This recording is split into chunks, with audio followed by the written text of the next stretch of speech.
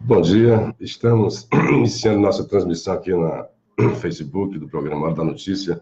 O André Capiribe já entrou em contato, estamos só aguardando o comercial para a gente entrar também na Rádio Assunção. E de início, como sempre, quero agradecer a todos aqueles que compartilharam o nosso vídeo, como o Miller Silva, do Sumaré, o João Marcelo, da Cidade 2000, o Bivar Guimarães, o Gabriel Assis, a Rose Capistrano, querida Rose Capistrano, Socorro Lopes, a Sandra Cabral, o Herbert Hipólito e o Olavo Souza.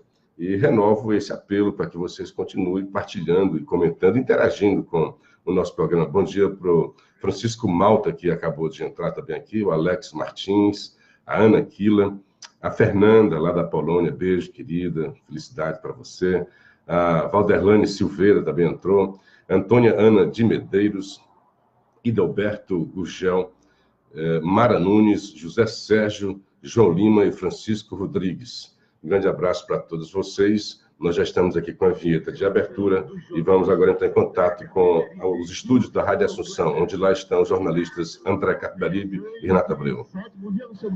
Bom dia, André Capiribe, bom dia, Renata Abreu, bom dia a todos aqueles que estão nos escutando aqui na Rádio Assunção, na Rádio Ressurreição, em Sobral, e na Rádio Princesa do Norte, em Morrinhos, em especial aqueles que já entraram em contato pelo WhatsApp 9616-1470, como o Wellington Pereira, de Maranguape, o Jesus Alves, de Calcaia, o Marcos Aurélio, o Moacir Pontes, o Alfredo Soeiro, o Bivar Guimarães, o Miller, o Gilardi, de Canidezinho, o Paulo Magalhães, de Nova Russas, o Emanuel, lá de Garanhuns, escutando a gente, o Odair, de São Paulo, Michel Mendonça, bom dia, a Luísa Soares, de Teresina, o Haroldo Braga, o Walter Lando, Antônio Bezerra e a nossa querida Sandrinha. E também que já está aqui no Facebook, como a Helena Soares, o Miller também, o Jorge Luiz, o Olavo Souza, o João Lima, Francisco José, Mara Nunes e tantos outros que estão aqui nos prestigiando com sua audiência. Bom dia, pessoal.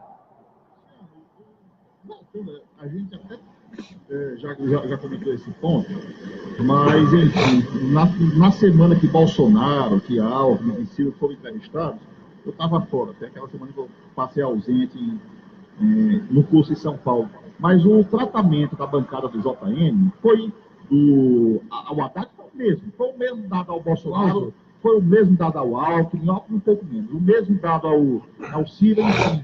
Aquilo ali não foi... É jornalismo, Luciano, aquilo é entrevista. Aquilo é um estilo de entrevista que eles consolidaram, né? Como fizeram com uns, eles não queriam também ser chamados de injustos, né? A gente vai fazer um assim, outros assado, seriam chamados de imparciais. Eu compreendo nesse aspecto. Em todas elas, o comum é a agressividade dos entrevistadores e a falta de foco para os problemas que o Brasil enfrenta, né? Foram em cima das fraquezas, dos pontos polêmicos dos candidatos e deixaram de fora, por exemplo, o que é que eles querem, o que é que eles vão fazer, qual é a receita deles para resolver os problemas que são grandes do Brasil, né? Cada um deles vai enfrentar problemas, seja qual for eleito, vai enfrentar problemas sérios e vai ter que enfrentar a realidade, porque muitos estão aí navegando na fantasia, vendendo fantasia para os seus eleitores. E agora eu queria ressaltar uns pontos. Primeiro, assim, Renato, o Tássio realmente disse que houve boicote, houve sabotagem, não com essas palavras, né? Mas eu estou aqui lendo a entrevista dele. Ele diz: o segundo erro, estou lendo literal, o segundo erro foi votar contra princípios básicos nossos, sobretudo na economia, só para ser contra o PT. Então, foi nessa frase aí que o Haddad se respaldou para dizer que houve sabotagem, porque sempre foi o discurso dele que houve sabotagem. Mas o próprio Haddad, você disse que ele não fez autocrítica, ele fez autocrítica no aspecto econômico, não no programa. Antes mesmo, o Haddad disse que a Dilma fez um cavalo de pau naquilo que ela prometeu na campanha. Então, o país, aí o Bona disse muito bem, já estava em frangalhos na época da Dilma, antes do segundo mandato dela, antes de ter a ação do Eduardo Cunha, por exemplo, o país já estava muito ruim e a Dilma vendia como se estivesse no país das maravilhas. É tanto que logo após ela se eleger, ainda no primeiro mandato, ela fez tudo aquilo que ela acusava que os adversários fariam caso fossem eleitos. Os principais pontos: o aumento da taxa de juros e também são dois pontos graves na economia que ela fez, que ela dizia que os outros iam fazer, e quem fez foi o aumento da inflação e aumento da taxa de juros. Isso ela fez ainda no final, logo que se elegeu, de imediato ela já tomou essas duas medidas, que eram medidas que ela não tinha que ter tomado há tempo para corrigir o país. Como viu que o país estava como se fosse assim, com o freio solto descendo a ladeira, ela teve que tomar de imediato essas medidas. Então, não foi por causa das outras medidas, não foi por causa de Eduardo Cunha, não foi por causa dessas atitudes do PSDB que o Tasso confessou, que o país já estava no buraco. Apenas apressou e fez com que a Dilma caísse. Agora... estelionato eleitoral. Agora só um detalhe, né? Em nenhum momento ele admitiu a bandalheira, a roubalheira, o uso da máquina para fazer caixa. Porque ele chegou, quando algumas fraquezas do Bono, certo?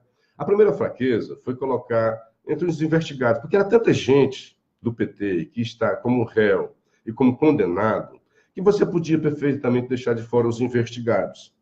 Como o Bonner colocou a presidente Dilma, que nesse momento é apenas investigada, né, não tem ainda um processo contra ela não é ré em nenhuma dessas ações, inteligentemente, e aí tem que fazer reverência, que ele não é um cara burro, inteligentemente ele ficou focando nisso. Olha, a Dilma é investigada, assim como a Globo também é investigada, todo mundo é investigado, todo mundo que está no serviço público é investigado. Tem certa razão o Haddad quando fez isso aí, inteligentemente aproveitou. A outra inteligência dele é quando o Bonner disse, olha, o PT não faz autocrítica, e lá pelas tantas ele disse, você mesmo reconheceu que a Dilma fez um cavalo de pau. Aí o Haddad, olha, você está usando palavras minhas e dizendo que eu não fiz autocrítica. Só que o Haddad fez uma autocrítica no aspecto econômico, jamais no plano moral, como o Renato acabou de fazer aí, jamais ele reconheceu. Ao contrário, cometeu o absurdo de dizer que, mas o problema da Petrobras já existia, a corrupção já existia desde antes,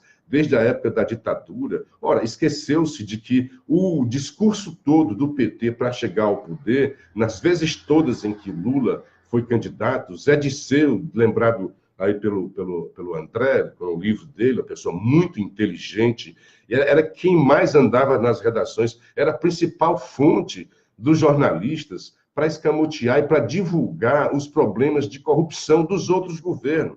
E diziam que quando chegassem lá, não haveria mais corrupção. E aconteceu o contrário, eles se locupletaram no poder, sistematizaram a corrupção e aumentou decisivamente a corrupção dos governos brasileiros. Então, isso aí foi a bobagem do Bonner. Agora, uma coisa que eu achei muito interessante, eu vibrei, soltei fogos com o Haddad, é que ele não é daquela linha do PT.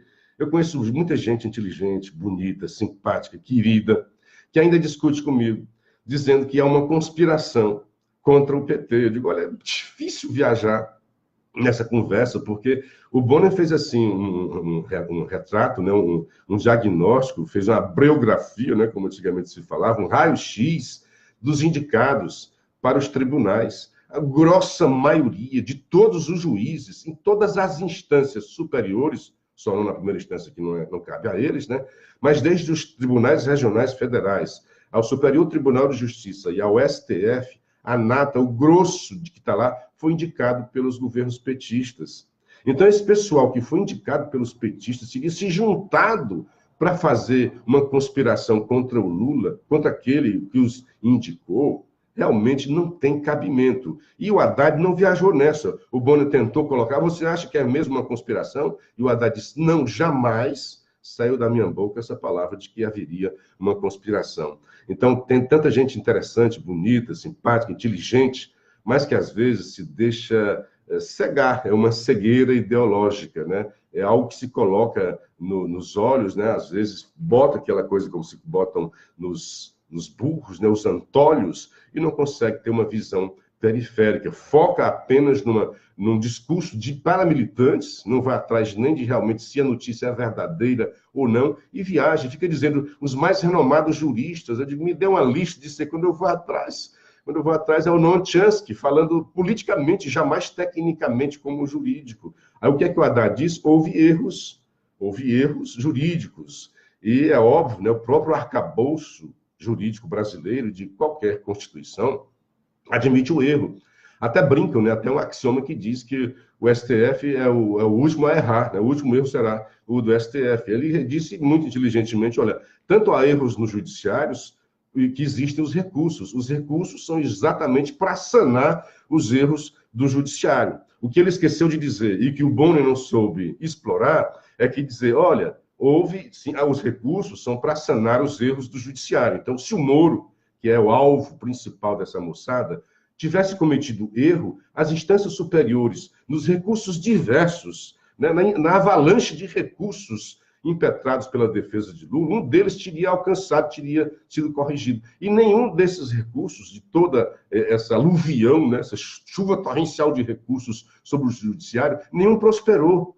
Então, o próprio Haddad, quando diz que o recurso é para sanar erros, também está aí. A justiça brasileira toda terá errado? Será que todo mundo, essa conspiração de dizer que é o mercado que está contra o Lula? Nunca o mercado esteve tão bem, né, e lucrou tanto quanto no governo Lula, porque estariam reclamando de Lula, né? A conspiração da imprensa, do mundo, da CIA. Gente, vamos ter um pouquinho, botar mais a inteligência à frente do coração, porque não cala mais o próprio Haddad, inteligente como é, não navega nessa de que houve uma conspiração contra o Lula, assim como acho que não tem conspiração contra os outros. Agora, ele usou inteligentemente e os jornalistas não foram brilhantes assim em atacar mais como foram com os outros, até pela inteligência do Haddad também, que tem que fazer uma reverência ao Haddad e à sua inteligência.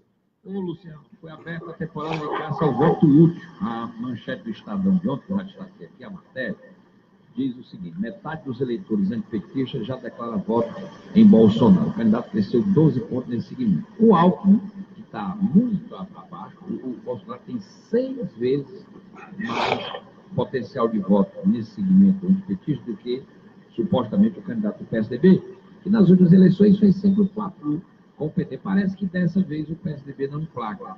O que está se mostrando na campanha do Alckmin é que ele quer ser o voto útil desse tipo de eleitorado. Eu acho que ele está chegando tarde demais, minha avaliação. Do outro lado, tem também a luta pelo voto útil da esquerda. E aí a briga é contra o Haddad e o Ciro Gomes. As pesquisas já mostram que o Haddad chegou no Ciro. Aqui no Nordeste, inclusive, ele já passou o Ciro, ele tem 20, o Ciro tem 18, e o Bolsonaro aparece com 17, ou seja, empatado tecnicamente com o Ciro Gomes. O que é que você acha? Que a briga vai ser aqui no Nordeste, pelo voto útil, chamado voto lulista. Em nível nacional, eu não sei se o Alckmin consegue suplantar o Bolsonaro, porque na cabeça do eleitor já está claro que o Alckmin não chega. A própria como candidato em reta final de eleição, ele diz assim, não, ele é muito bom candidato, mas não vai para lugar nenhum. Eu concordo com você, o voto útil realmente, porque todos agora estão querendo voto útil. Tem 3 pessoas aí que estão pedindo voto útil. O Haddad, o Ciro e o Bolsonaro, né? Deixa eu dar um bom dia para a Helena Soares, para o Jorge Luiz, o Sérgio de Juazeiro, comente as declarações de Tasso no Estadão de São Paulo, acabei de fazer isso, amigo. A Rocicléa Camaleoa, Flávio Cavalcante, Jacome Pastore, uma ótima semana para todos nós, desejando Pedro Luiz, a Luísa Helena, o Aderno Santos, Hildeberto Gugel.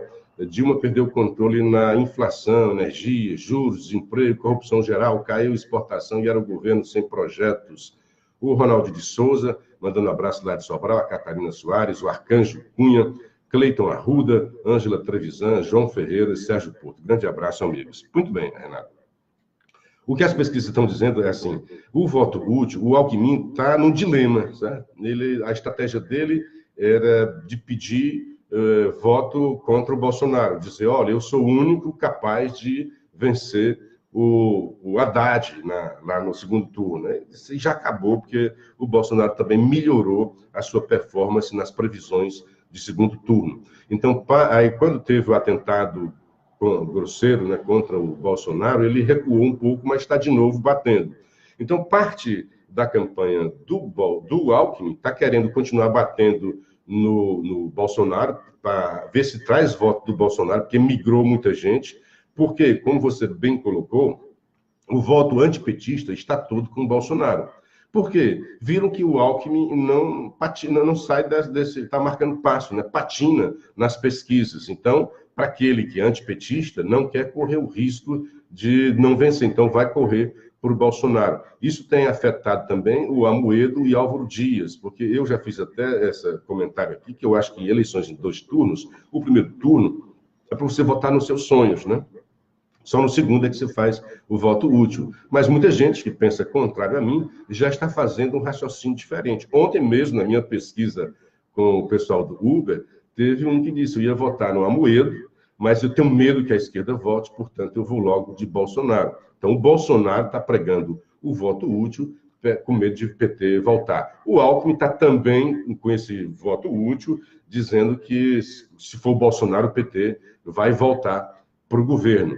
Parte da campanha de Alckmin está dizendo que é o contrário, que ele, exatamente porque o voto está se consolidando como anti-PT para o Bolsonaro, que ele deve atacar mais o Haddad. Porque na hora que ele não ataca o Haddad, fica mais cristalino para o eleitor que o cara que é contra o PT mesmo é o Bolsonaro. Não foi à toa que aquele vídeo de ontem, o primeiro vídeo do Bolsonaro depois da cirurgia, foi um ataque feroz em cima do Haddad. Porque ele quer reforçar essa ideia de que ele, primeiro, houve uma subida do Haddad, que vai detonar a candidatura do Ciro, é o que eu estou prevendo, né? E então ele quer se confirmar, consolidar como voto antipetista e tentar barrar essa subida do Haddad. O Haddad subiu, né, no Nordeste ele tinha 13%, passou para 20%. Então foi aqui, porque nas demais regiões, a subida dele se deu na margem de erro. Então, houve gente soltando fogos numa pesquisa, fake pesquisa aí da Vox Pop, que nem tive acesso, mas ouvi muita gente soltando fogos. Na verdade, nos institutos mais sérios, digamos assim, a subida dele, houve sim a ascensão do Haddad e tende a ascender, tende a crescer mais. Por quê? Tem 2 coisas contra o Ciro. Uma, 11% dos eleitores de Ciro acreditam que ele é o candidato de Lula. Dos eleitores gerais, daqueles que votam do Lula, que ganham até 2 salários mínimos, que tem pouca escolarização, 48% ainda não sabem quem é o candidato do Lula. Então, o esforço do Haddad é se mostrar como o candidato do Lula, que é um negócio que eu acho horroroso, que é a despersonificação do candidato. Você está votando no avatar, não é uma pessoa. O Haddad está se mostrando eu sou o avatar de Lula, eu não sou Haddad. Não tem personalidade esse candidato. Ele está votando no Lula, tentando para ver se ele consegue votos. Eu sei que isso é uma estratégia, mas eu acho que é um horror, como nação, você tentar votar no avatar, né? Até uma brincadeira com a palavra, votar no avatar. Agora, o que aconteceu? No Nordeste, onde tem o Lula prepondera, reina, impera, ele cresceu de 13% para 20%. Enquanto que nas demais regiões ele cresceu em torno de 2%, ele cresceu 20%, ultrapassou o Ciro no Nordeste, que está com 18%. E o surpreendente, o Bolsonaro está com 17% no Nordeste. É um fenômeno, porque o Ciro é aqui do Nordeste, e é bem conhecido no Nordeste, e é nosso, né? Muita gente vota porque ele é nosso, é da gente, né? É um cara que fala muita bobagem, mas é nosso, é da gente, é como se fosse um irmão nosso, que por mais que dentro de casa a gente critique, lá fora a gente tende a defender, porque é nosso. E o Lula, porque impera no Nordeste. Mas o Bolsonaro, então está o Haddad com 20%, passou pelo Ciro, embora esteja tecnicamente empatado, o Ciro está com 18% e tecnicamente empatado com o Bolsonaro.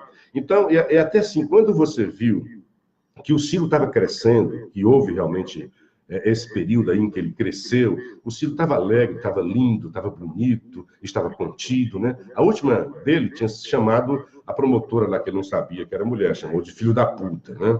Então, depois disso, ele deu um freio, se conteve, foi para a televisão, foi provocado bastante, né, por jornalistas que aguilhoavam, cutucavam, ele se manteve, né, sobranceiro, ria. Agora ele está caindo de novo, né? Quando ele viu, e coincide como? Na hora em que ele está ruim nas pesquisas. Então, quando ele não está bem, ele parece que começa a entrar em desespero. Aí chama o Mourão de jumento de carga. Isso não é bom para ele. Chama uma parte do exército de cadelas em cio. Aliás, teve um analista aí que não entendeu bem.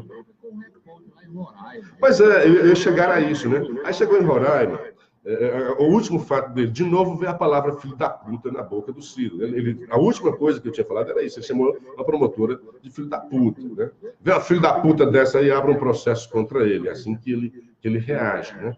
Aí, quando chegou agora em Roraima, ele tinha, quando houve aquele problema lá em Pacaraima, perdão, na cidade fronteira de Roraima com a Venezuela, houve uma agressão. O Ciro tem razão, porque são povos pobres, lascados, né, tangidos, miseráveis, tangidos do seu país, procurando, sonhando em vir para o Brasil para ver se melhora a sua situação, carregando seus filhos, seus trastes. E acontece aqui de os brasileiros tocarem fogo nessas coisas, nas últimas coisas que ele tinha, né? Esqueceu-se o Ciro de que há também um conflito ali, porque chegou gente demais em Boa Vista, e essa pobreza, gente trazendo doenças, gente cutucando, gente disputando o serviço público, e houve também alguém que foi morto, um brasileiro, morto por venezuelanos, bandidos, né? Coisa como, é um fato comum hoje no Brasil. Mas como já tinha essa tensão, aconteceu dessa revolta dos brasileiros,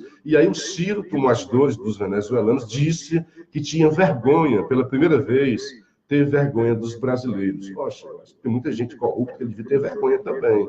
Vergonha porque foi uma canalice.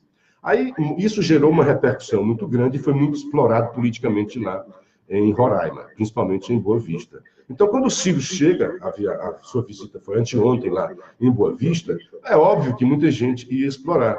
E o Ciro devia estar sabendo, de como cara inteligente, né, a sua assessoria também devia ter falado, olha, vão te perguntar sobre isso. E já devia ter preparado um discurso, uma vacina. É assim que se faz as pessoas competentes na área política, né? E principalmente um cara como ele. Qual vacina? Ele disse, olha, eu realmente, foi um momento tenso aquilo dali, quem fez não devia ter feito aquilo dali, realmente eu reafirmo, mas não. Ele, no momento em que ele teve para explicar, para reafirmar, o repórter só fez isso. Naquela questão, tá lá a pergunta do repórter, do movimento de brasileiros e venezuelanos na fronteira, o senhor reafirma que os roraimenses são canalhas, grosseiros? Aí o Ciro mostrou que quem é grosseiro é ele, né? Vá para a casa do Jucá, né?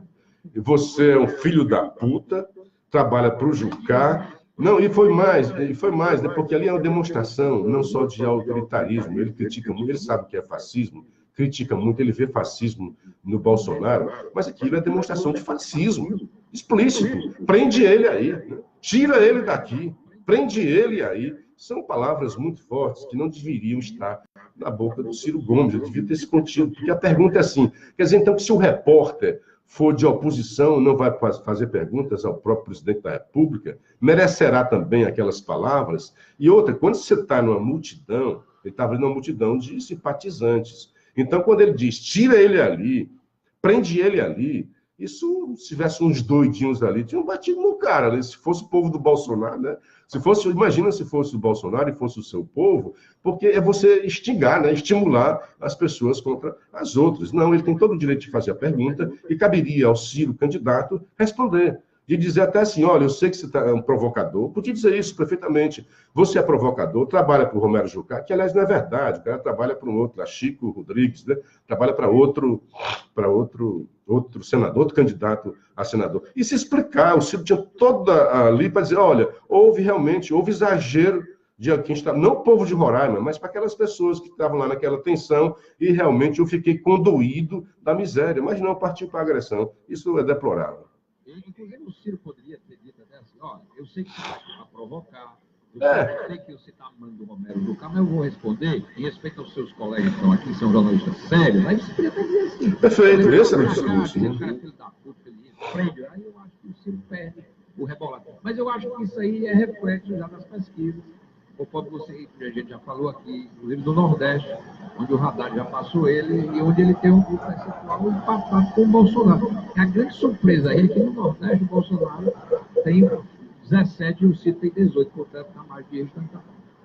Deixa eu trazer um assunto aqui à tona. Ontem eu estava assistindo, no começo da noite, e como é agradável, viu, Renato e Luciano, assistir o da Penha na Bandeirantes, ele dá de 10-0 do ex-jornalista Paulo Henrique Amorim, fantástico. Está 10-0. Da Penha tem uma linguagem de rádio, fala fácil, é tranquilo, enfim. E ele mostrou uma reportagem com riqueza de detalhes, de imagens, de matérias, tudo isso, de um camarada que levou, salvo engano, 17 tiros. Graças a Deus, esse cara escapou da morte. O mandante foi um ex-amigo dele que devia 170 mil reais, armou uma emboscada para dizer que ia pagar, armou uma emboscada, mandou o camarada executar com 17 tiros, o cara escapou com milagre, e o tal do mandante é Gordão ou Bolão, o nome dele. Teve uma... Bolão? Não, Gordão ou Bolão, o nome dele. Bolão. Ele foi solto, a justiça mandou soltar porque ele era gordo. Esse é o Brasil, isso. Falou.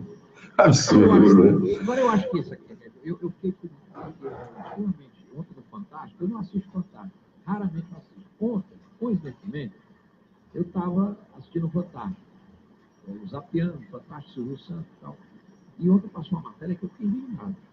Eu nem sabia que tinha isso. Tem um tal de uma verba para velhos que não tem condição de pagar suas contas. As pessoas velhos, acima de 65 anos, que não ganham nada, não tem dinheiro para sua própria subsistência, existe um programa do INSS que dá para eles um valor de R$850. O salário mínimo. Pronto. Velho. Foi o Fantástico quando descobriu, pegou um estudo da AGU, descobriu velhos milionários recebendo isso. Entrevistou um velho lá no Gramado, o cara dono de imóvel, e o cara tão desonestamente não tinha palavra. Tem uma velha que estava morando na Flórida, André, recebendo. O outro, um casal de velho descendo do apartamento no Leblon, no Rio de Janeiro. Ou seja, a corrupção neste país é um negócio também. É por isso que eu entendo por que se vota em tanto corrupto. Porque está enraizado. Aí o velho não sabia. Que é isso, senhora? A senhora não sabia que esse dinheiro era só para quem é pobre? Uma pessoa que mora no Leblon, que tem apartamento no Rio de Janeiro. Eu achei que descaramento. E uma velha lá da Flórida, que vive até com pensão de um militar, casada com um americano que morreu, ela vive com pensão dele, ela diz assim, e eu não vou devolver, não, porque o Brasil tem ladrão. Aí o repórter disse, a senhora acha que a senhora fez é correto? Aí ela não... Que coisa absurda, eu fiquei ontem, assim, decepcionado. Como é que a gente vê pessoas idosas que têm condição de se apropriar de um dinheiro e o roubo passa de 5 bilhões. São mais de 3 mil e tantos velhos que não precisam desse dinheiro e continuam a receber. Isso é um absurdo. É a corrupção dos pequenos, né? A gente vê quanto empregado doméstico, né? Não, me tire, não diga que eu pedi para sair, não, me tire, que é para poder ganhar alguma coisinha. Deixa eu dar um abraço aqui na Socorro Lopes, aqui em Orlando Inocêncio, e também no Edival Filho de Sobral. E é com muita alegria que eu vejo que a Nélia Valença também está assistindo o nosso programa, a Gélis Vieira, Edival Filho lá de Sobral, a Célia Bertoldo, lá de Varjota, Vetaneide, e assim como o Nóbrega de Pentecoste, o Roberto de Quixeramobim, o Cleiton Cabral, o Robério, o Newton e o Elano lá de Baturité. Parece que gangrenou, né, a corrupção generalizada. Então, você critica muito os políticos, mas quando tem condições, no caso desse, é corrupção, né? Embora, mas R$800, R$900, um salário mínimo, isso não vai fazer diferença. Faz uma diferença enorme, porque para quem precisa, isso faz muita diferença. Isso é que tem quebrado a nossa Previdência. Isso é dinheiro da Previdência, são essas coisas, né? Então, muita gente fica burlando, fraudando as leis, encontrando brecha nas leis para se locupletar, para se dar bem. É a velha lei de Gerson, né? E, quer dizer, então, não são só os políticos, a gente fala tão mal dos políticos, mas parece que faz parte da gene brasileira esse tipo de coisa, né? Eu sei que tem muita gente honesta, né? Mas nós devemos, o tempo todo, ver o que a gente pode fazer contra essas pessoas que fazem Kelly de Castro, está vendo aqui a foto no Facebook, dizendo que a dona Cita Simonel abençoando o programa, meus pais, para quem está no Facebook, está vendo isso aí. Bom dia, querida. Bom dia para a Tônia Ferreira e para o Tuquinha Freitas. O pior é que depois que o repórter, né, o velho repórter, ele chega para os velhos, respeitosamente, que são pessoas lá, o senhor não sabe, o senhor está burlando, isso é corrupção, senhor. E eles não têm, eles sabem que estão errados. Mas não é que o tempo foi passando e a gente se acostumou em receber esse dinheiro. Isso não justifica, André. Já, somando o tempo que esse povo recebe indevidamente, passa de R$150 mil. é tão safado quanto aquele velho da Natália que está preso nos Estados Unidos. Exatamente, isso é E safadeza. roubava energia. Como é que uma pessoa que mora numa favela do Leblon, dos metros quadrados mais caros do Brasil, vai receber 850 reais para velhos pobres, rapaz, que não tem onde cair morto, que a pessoa acha que está fazendo certo? Isso é um absurdo. É terrível isso. Realmente é terrível. O 136 o tempo passou. Grande abraço, André Capiberibe, grande abraço para o nosso querido Renato Abreu, a legião de ouvintes, tanta gente que eu não consigo listar todos, é uma felicidade ter vocês aqui na audiência do programa, os ouvintes lá de Sobral e toda a Zona Norte, que nos ouvem através tanto de aplicativos quanto da rádio Ressurreição, que tem à frente o Bené Gomes, rádio do Padre Sadoc de Araújo, e também a rádio Princesa do Norte, em Morrinhos, o Maírton Feitosa à frente, e ainda a Web Rádio Morrinhos, do Oderno Santos. E é bom a gente já avisar para os nossos queridos ouvintes que, em breve, nós estaremos na FM, nós vamos migrar para uma FM aqui de Fortaleza, também de boa audiência, e lembrar, na próxima sexta-feira, às 19 horas, estaremos replicando o programa Hora da Notícia no Café Patriota. Grande abraço, amigos, um dia bastante proveitoso e até amanhã, com a graça de Deus.